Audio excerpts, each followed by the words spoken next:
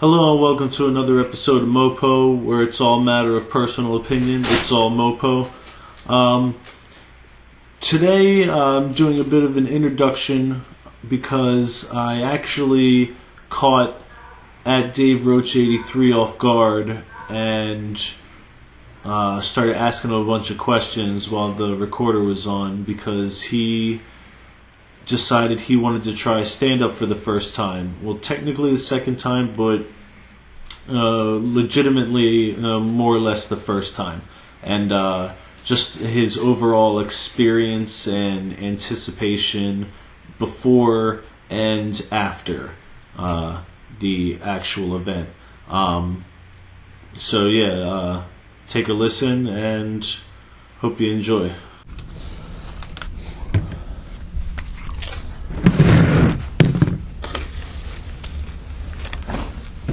Are we recording right now? So what's up, man? We're doing something a little different today. You're trying to go on stage and do an open mic? Mm-hmm. So what brought about this idea? So, okay. How long ago did you start doing this? Well, I attempted it a few times, but what was it? The longest I did before now was just 2 months, and then my schedule got all messed up at work. But right now, But this is like a year or so. This has been now. like almost a year and a half now. So we went up together, and I kind of I was like, okay, you want to do the open mic? Why not? Why not do the open mic? I'm a funny guy. When we went up together, this was 2-3 years ago. Okay, yeah, I felt like it could have been longer. This was than when that. I first tried it out. Right. And me and the scientist here, we put some jokes together, and we went up there, and I got up on stage, and it was just like, fuck all them jokes. Yeah, he literally had all these jokes set up. Not saying they were all original, but they were all at least good jokes, and he had some original ones too, like some scenario style jokes, observations. Yeah, and I'm laughing, and I'm like, dude, this is gonna be funny. And then he goes up and he tells he doesn't actually tell these, but he tells fucking knock jokes. Yeah, and I'm like, dude, what the hell happened to all those jokes you were talking about? And I don't know, for some reason, when I got up on stage, I was like, fuck those jokes or whatever, and I just went off the top of my head. And that is not, anybody who's listening to this, you think you're gonna go up and do open mic, try to tell jokes, prepare, because you're not just gonna go up off the top of your head and tell good jokes. You think you are, because you think you're a funny dude, and you make people laugh in general, but you go up on that stage and you tell jokes to other comedians off the top of your head, it's not going to be good. So I went up there and I basically bombed. I bombed pretty bad, and haven't gone back since. Well, not mostly because it's in Reading, Pennsylvania, and that's a couple hours away from my house, and it's not really it's not always a viable situation for me to be able to go up there. They have other ones in Philly and everything, but you don't want to just ramble on into one by yourself. At least I don't. Yeah, I'm not trying to take the train down to Philly. It's not I don't have the passion for it maybe the scientist has. But I said I don't, but I've been going to all these by myself. Up in Reading, not necessarily going down to the city and doing it. Yeah. Though I probably will end up because nobody's trying to go anywhere.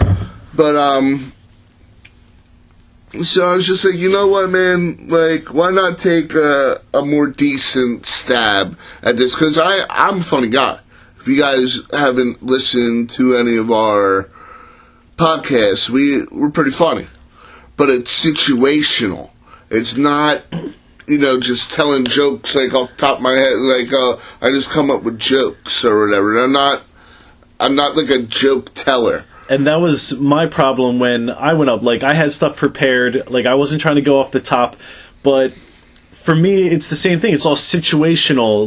It's off the top when when I'm with a group of friends and it's just rambling and banter and ranting a lot of times of like shit that I'm right pissed off because, about. But it's something totally different to actually tell a joke or try to find that funny on stage. You can do it, but it takes so much practice to where, I mean, you need to start somewhere, but it's not going to be there unless you got something backing you beforehand. Like you got some of these actors who will go into it. It's funny because he's dead right, because like, I'll be in situations where like at times he's just ranting, essentially Sam Kinison style.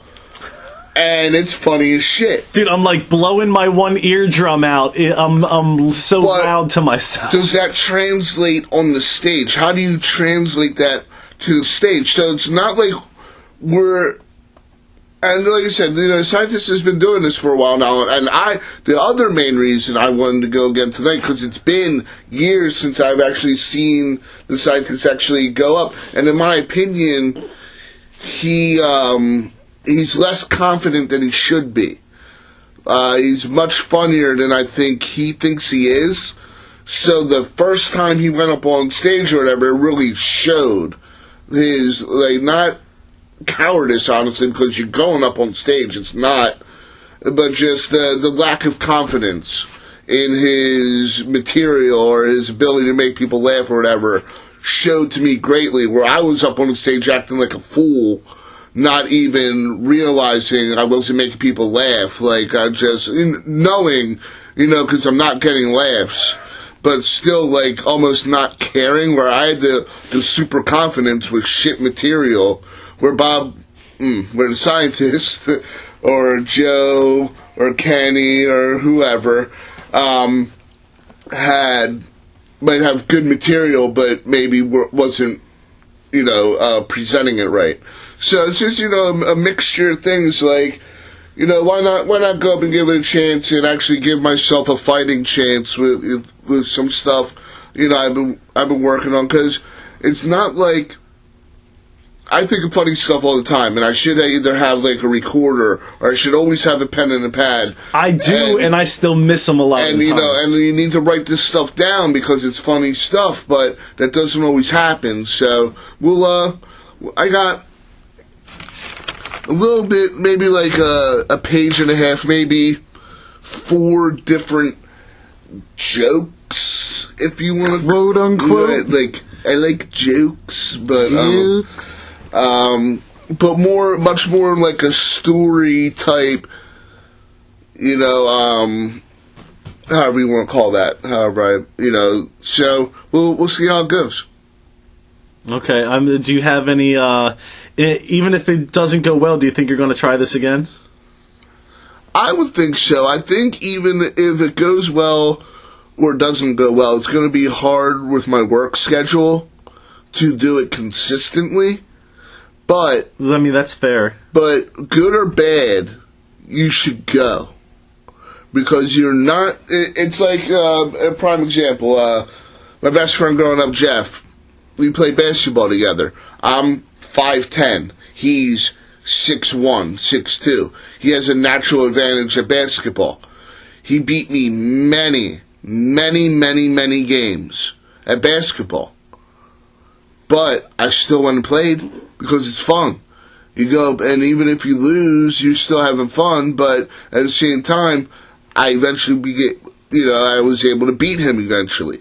So no matter how bad you are, if you go and you try and you're putting in the work, eventually you're going to succeed. True. Yeah, I mean, it's all about putting the work in. Is there anything that you want to ask me? As not saying I'm like knowledgeable, but I mean, I have been doing this for the last, and I'm not even. No, don't even put it out there like I don't even consider myself a comedian. Literally, this is a support group that I go to once a week, and I just get some stuff off my chest. I don't vent it the same way I would with someone like you or my close friends, but I still get to get stuff off my chest. I remember the last time I was there, the crowd was kind of harsh. It's actually gotten a lot better. They're more like they were uptight. And I'm not saying this is how they felt, but I felt how they felt. Oh, I'm a comedian. I'm funnier than him. I'm not going to laugh at his jokes because I'm funnier than him. That was my big thing. That's the vibe I got, and that's actually why when we first went like years ago, I actually stopped going after a couple months. Like, it was my schedule too, but like my schedule was only messed up for maybe like 3 months, and then I could have started going back, but I didn't because I was like, oh man, like these dudes are haters, honestly. Not really supportive. Yeah. But at the same time, meeting these people that are going now, like, these people were still going before, but there were these other people mixed in that were kind of had that prestigious, like, I've been doing this for 5 years. It's like, yeah, but you're still doing this open mic. Right. And, all right, now, that sounded kind of pompous or, like, hater-esque myself. Let me tell you right now, they still got better jokes than me. I am not at all sitting here like I'm better, right? And they got the 5 years under their belt. I'm just saying they could have a better attitude about this. Yeah. They're not as elite as they're putting themselves they're not. off. You know, you're the big fish swimming in the small pond, bro. Like, you know, you're only as good as your competition. You're only as good as your peers. Like, so. I mean, well, I'm interested to see in how the environment has changed, and that's why, because we're going to the same spot that we went to 3 years ago, and because I honestly felt that way more about like Bob, because I went up. I think I went up first, and then it was random. Like, we didn't get to decide, but then I think the scientist went up, and it was like kind of the same thing. Like, he didn't really get like he had good jokes. But they weren't really laughing at him. And I'm like, really, were my jokes that bad? Which they were, honestly, because I told some hokey jokes or whatever. And, yeah, whatever. But, or is the crowd just a bunch of haters? Now, I'm not going to hold you. I was doing kind of hacky jokes, like the kind of jokes that you would tell your first time on stage, like the weird observations about being on stage, about using a microphone. You know, it's since been explained to me, oh, that's something that almost every person who goes up for the first time does. So that's why you might not have gotten a laugh. That being said, I wasn't doing it might have been a similar topic, but it wasn't it wasn't the normal. Yeah. You know, I felt like I had some cleverness to it. Like, I spent some time working through it and being like, yo, I'm sure a lot of people have thought this, but maybe not this way. Right. And for it to not get even like a chuckle or like a smile, that's when it's just like, oh, wow, I'm like in a kind of a club, and I'm not being accepted. Yeah, we're not in their club. So that's almost why I would prefer to go first, almost, in a way. Like, I just have a feeling that I'm going to be one of the first people to go up. Because that's what you do. You don't put your most seasoned people up first. You put the newbies up first. Not necessarily, because when I went to this other one in Lancaster, people actually showed up. Like, this was kind of in the off-season. In the summer, they call that comedy's off-season, because people are out and about, they're doing stuff. Okay. So, it was the summer, and I had gone... This was when I started back up a year ago. Like about a year and a half ago. And I'm, like, going through, and, I've been to this one a couple times, and people showed up. Like, maybe a crowd of 8 people. And they put me on last. Like, and when I say last, I mean the host did a 10-minute set.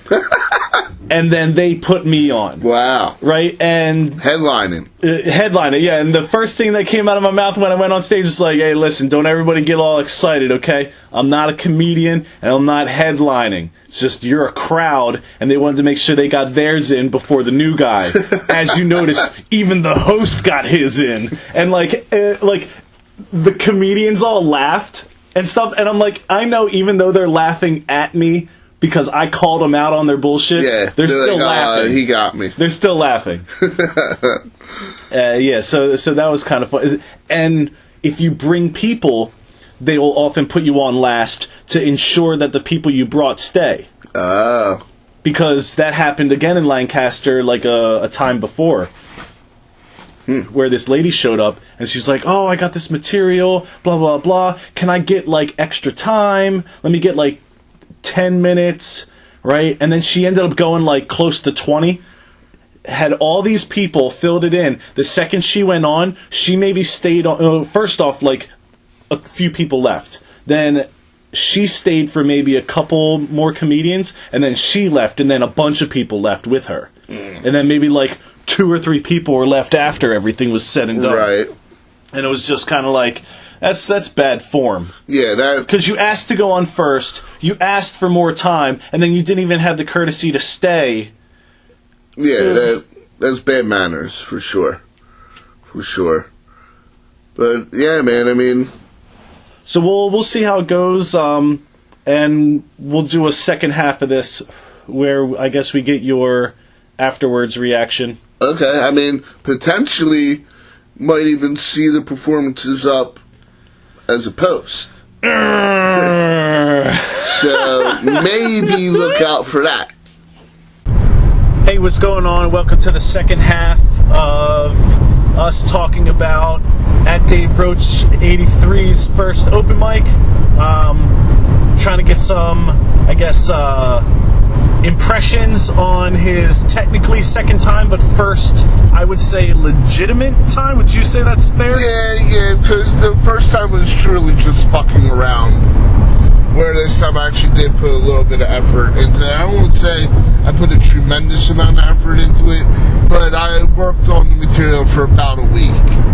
So, I mean, that is effort. Yeah, it's some effort, you know, like, I'm not saying like Dave Chappelle effort or, you know, anything like that, but, you know, it's definitely a more legitimate opportunity at being successful at the, you know, at the stand-up gig. Now, what did you think for your first legitimate time up? Well, I enjoyed it. Like, it is way better than the first time. Like, all around. Like, the environment was a lot better. My jokes were better. I think my presence on the stage was better. Like, it just all around.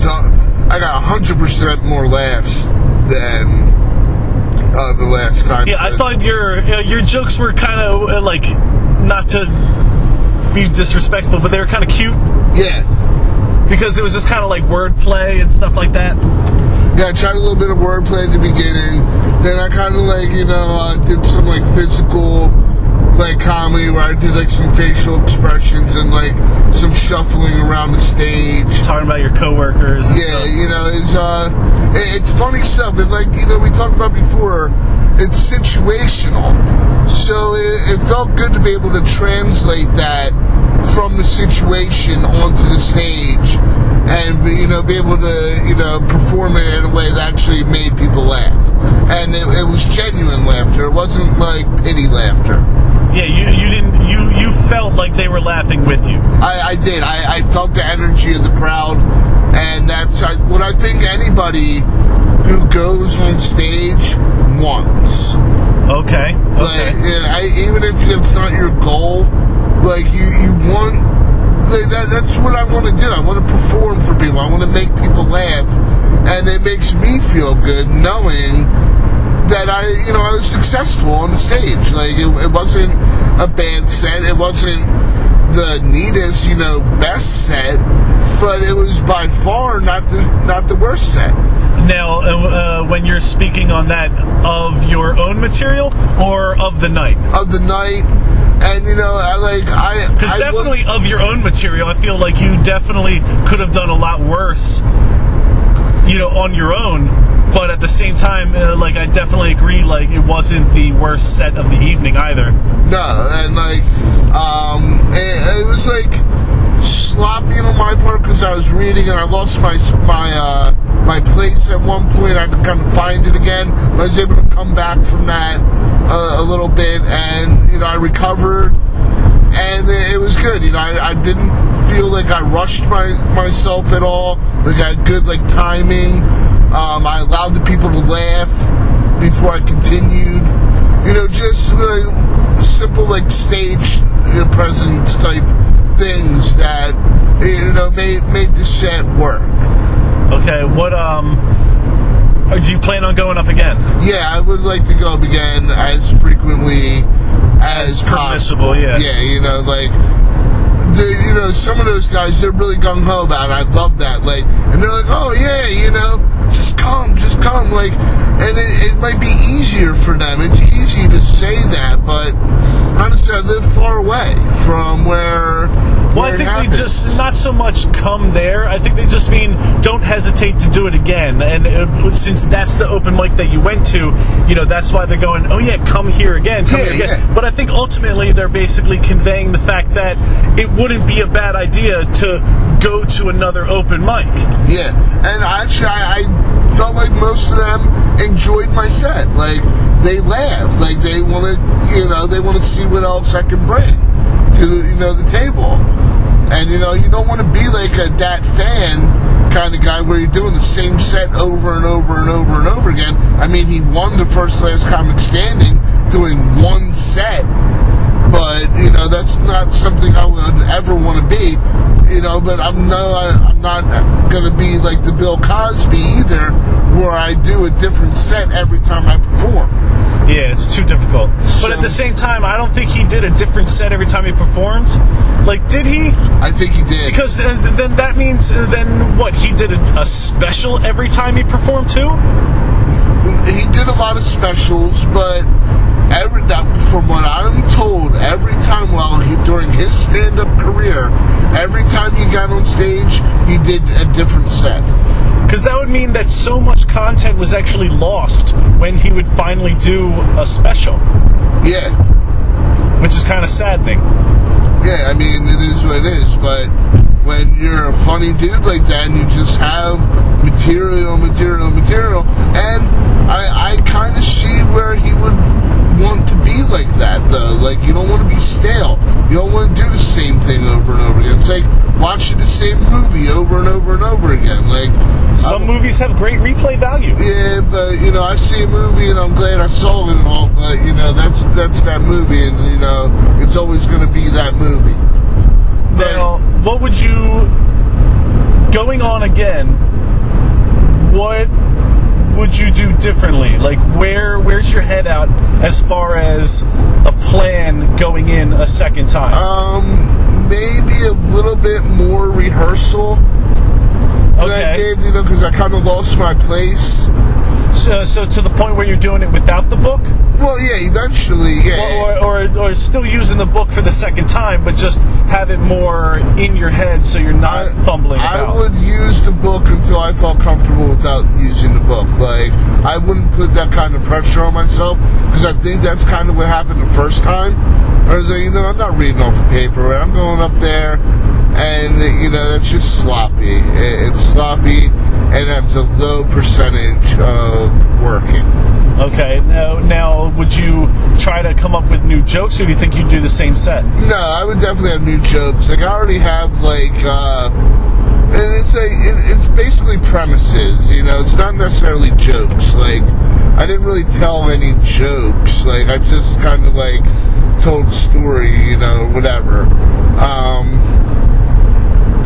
So yeah, I have some different premises, it's easy, life is funny, art imitates life, so if I just take,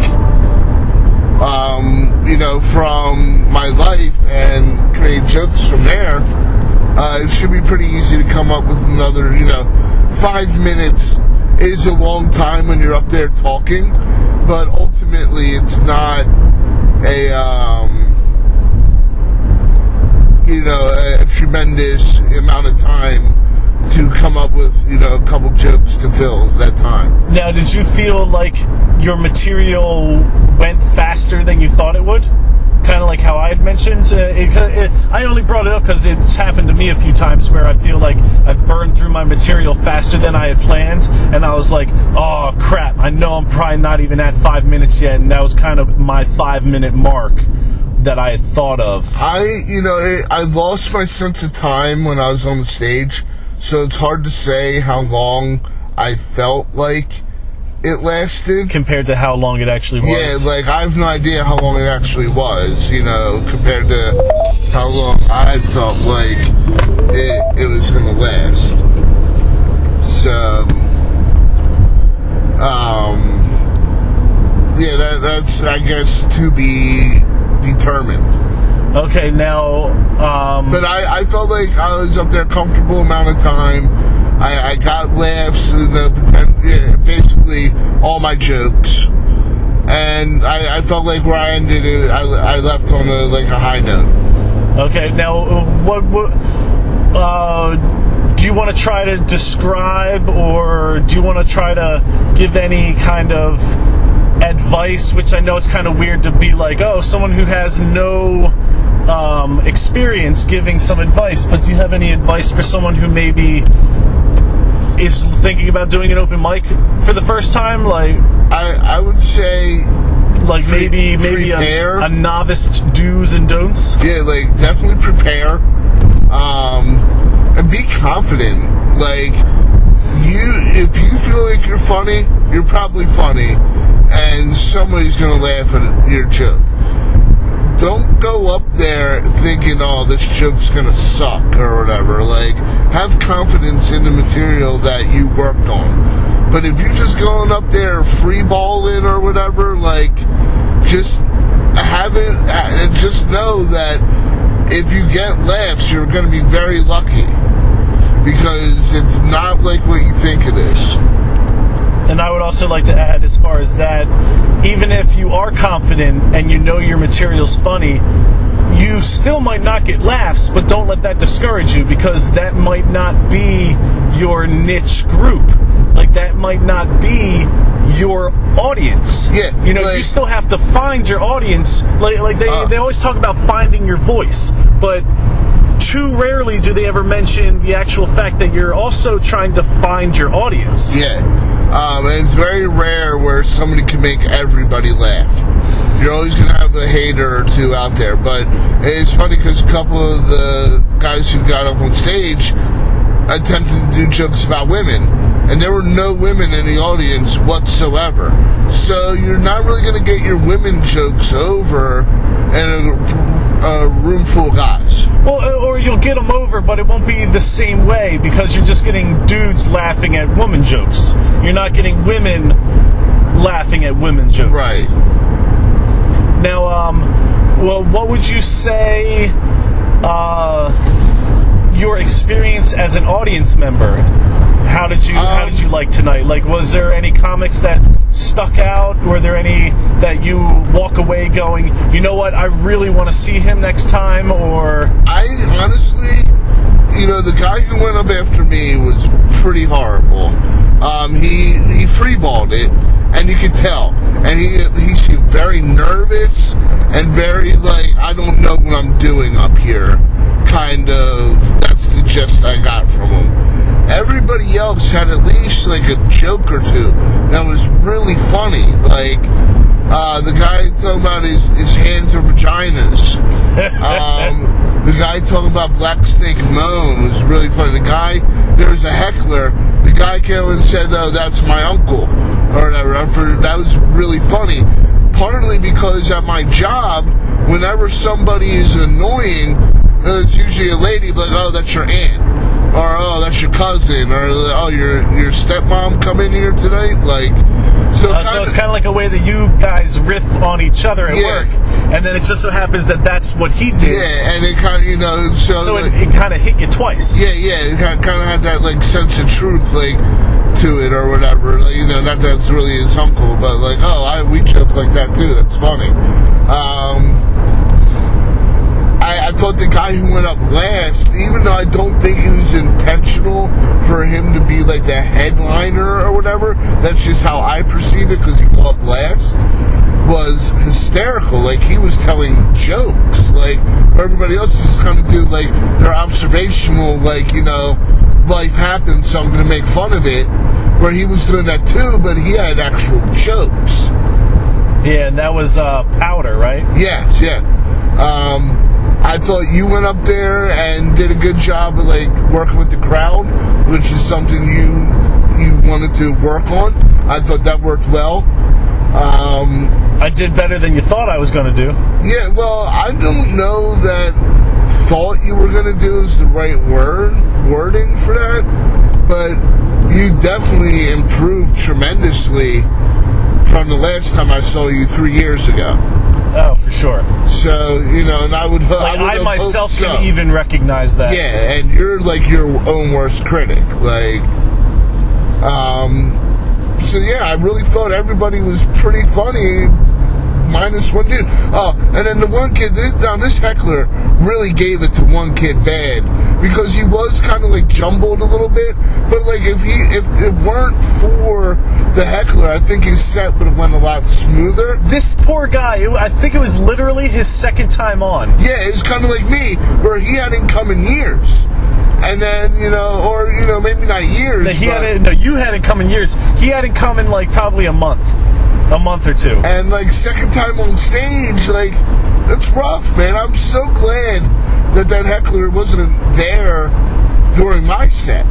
Oh, that heckler was so funny, though. But he was hilarious. He's probably like the third funniest dude there. That heckler was so good, and I just loved the comedians that were able, especially Kirk, because he gave it back to that guy so hard that, like, I even told him this, where I was like, dude, I couldn't tell if you were, like, having the time of your life busted on this guy, or if you were, like, so angry that you couldn't handle it. Right. I'll pause it real quick. Yeah, and I don't know, like you said, it's hard to tell, but I honestly think he was just having a good time fucking with that dude.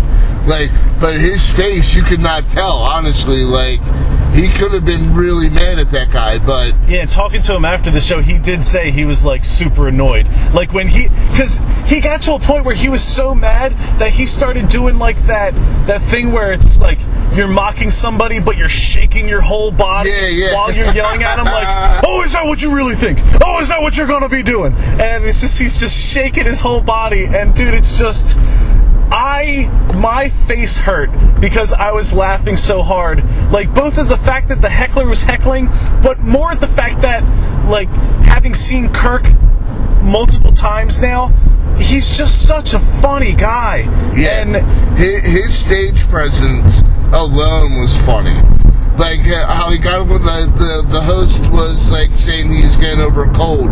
And, like, the way he got on the stage was, like, avoiding him.